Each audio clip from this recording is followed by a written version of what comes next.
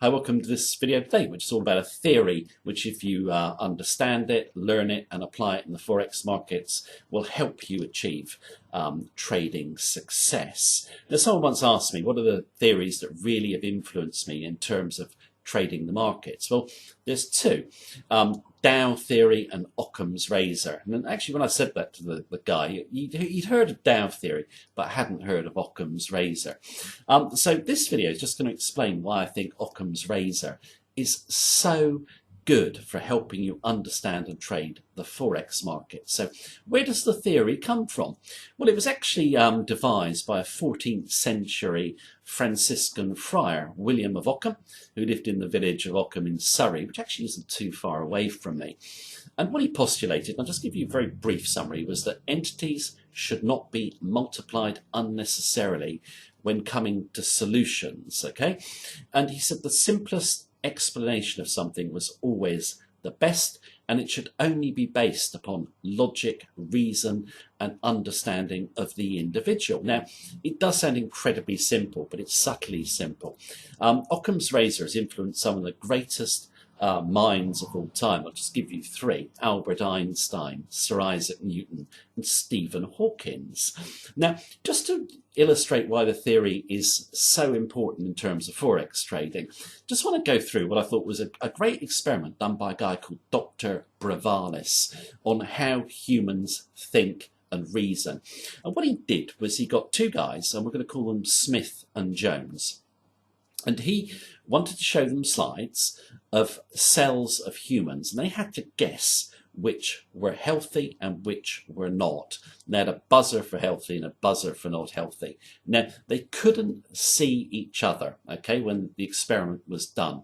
Now, Smith actually got the right information. The slides were just presented to him, and if he guessed right, he was right. Now, in terms of Jones, Jones was given skewed information. He would only be right if he agreed with Smith. So he got totally skewed information. So in terms of the test, what happened? Well, Smith quickly worked out which were healthy and which were not. It was a fairly simple test. And of course, Jones, he couldn't work it out. He had to basically come up with more complex theories to kind of figure out which were healthy and which were not, because he's been given skewed information. Now, when they both went to talk to Bravalis, and this is the interesting bit, Smith actually gave the logic of why he picked the way he did. It was simple, it was logical, it was reasonable. And then basically Jones gave his reasoning, which was by its very nature more complicated in terms of explanation, the reason he did what he did. But what was very interesting was Smith actually felt kind of stupid. He was absolutely fascinated by Jones's more complex, explanations. So then they did the test again. So what happened? Well, this time around, Smith, who'd done very well in the first test, basically didn't do very well at all. He was basically thinking of the complex reasoning of Jones. So he completely got the test wrong.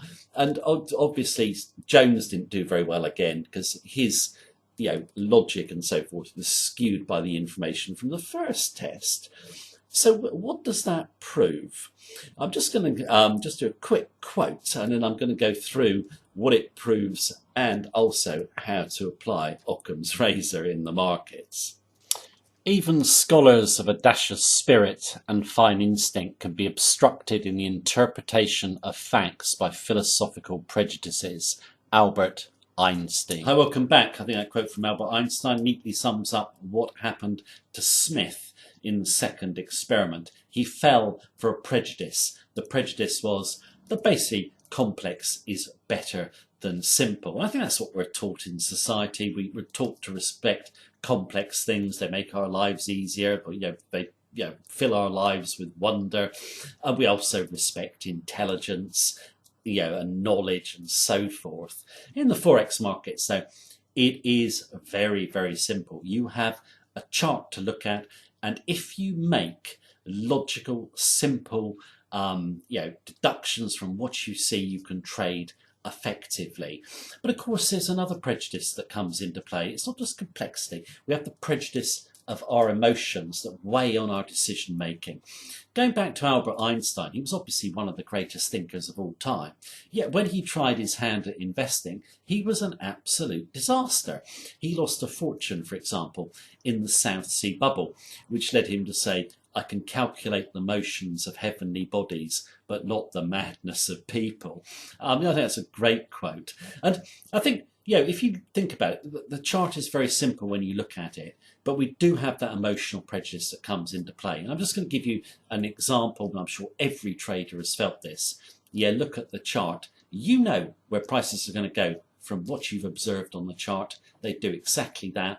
You didn't get in. And then after the event, you say, "I knew that was going to happen." Yes, you did. But why didn't you do it? Because your emotions were there and they were basically distracting you from what was simple and obvious on the chart. Now, I want to move on to how you overcome that emotional prejudice as well, by learning from Occam's Razor. And before I do, I'm just going to do another quote from a very intelligent man, one of the great thinkers of all time, Stephen Hawkins. I'll be back in just a moment. We could still imagine that there is a set of laws that determines events completely for some supernatural being. However, such models of the universe are not of much interest to us mortals. It seems better to employ the principle known as Occam's Razor and cut out all the features of the theory that cannot be observed. Stephen Hawking, writing in A Brief History of Time. Hi, welcome back. And I think the most important point to take from Hawking's quote there is obviously cut out anything in your theory that cannot be observed. Sounds logical advice, doesn't it? But to many Forex traders, they don't follow this advice at all. They want to predict what's going to happen in the future. Well, you can't observe the future, so why bother trying? Also, I think if you focus on prediction, you're focusing on what might happen, which is going to make you, reluctant to do the right thing on the chart. You won't be reacting to what is happening right now, which you need to do to win at Forex trading. So I think that's an important point, that you need to learn from Occam's Razor.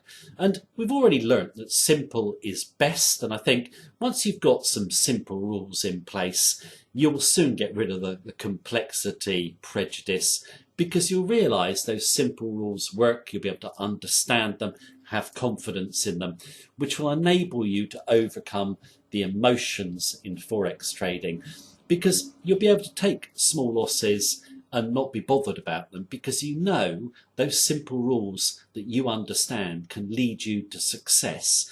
And if you're focused on the reality of the right now, what is happening, then you can win at Forex trading. Now, in terms of Occam's Razor, I think there's one quote I'm going to give you, which wasn't to do with Occam's Razor when he made it, but it's very applicable to Forex trading. And it's this, and it's from William Shakespeare. And he said, "Horatio, there are more things on heaven and earth than are dreamt of in your philosophy." So what does it mean? It means, obviously, there are many things that we don't understand, many things that we cannot control. So what can we do? We focus on what we can control, and we focus on what we can do in relation to what we understand. And I think if we keep it simple, we focus on the reality. Okay, we're never ever going to be perfect. We're not supernatural beings. However, we can make money at Forex trading. That is the aim of what we are trying to do.